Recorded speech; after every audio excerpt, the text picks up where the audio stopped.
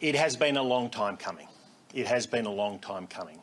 We've seen interest rate cuts in peer countries around the world of between 1% and 2% in countries including Canada, the US, Europe, New Zealand, and Australians have been suffering in the meantime with high interest rates. And in the course of the last 2.5 years or so, since interest rates have been rising, a typical Australian household has paid an extra $50,000 in interest rates than they had expected to pay.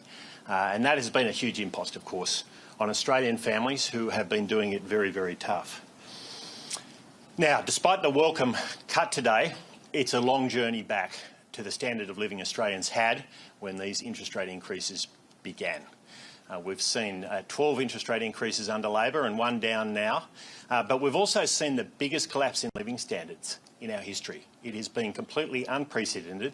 It's also been unparalleled relative to other peer countries around the world. The living standard collapse in Australia has been bigger than peer countries around the world.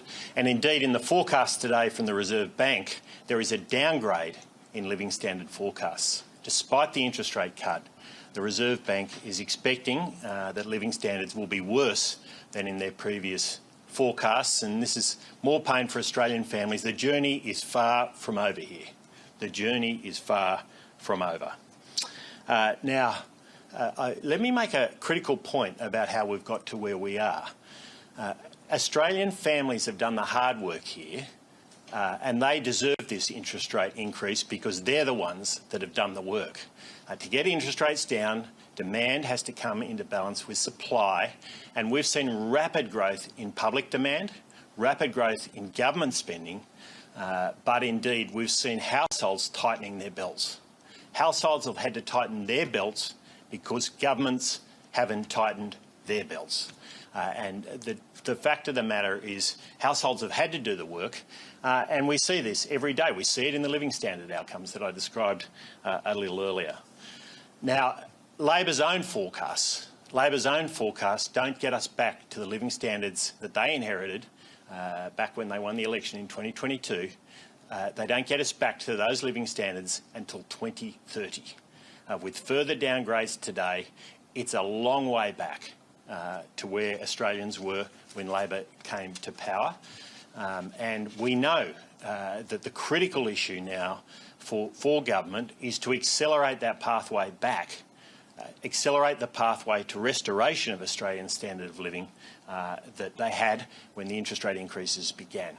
That means beating inflation once and for all, sustainably beating inflation. It means making sure government does tighten its belt, that it grows spending at a manageable rate, not at the rapid rate we've seen in recent times. 36,000 additional Canberra-based bureaucrats. That is not how you sustainably beat inflation.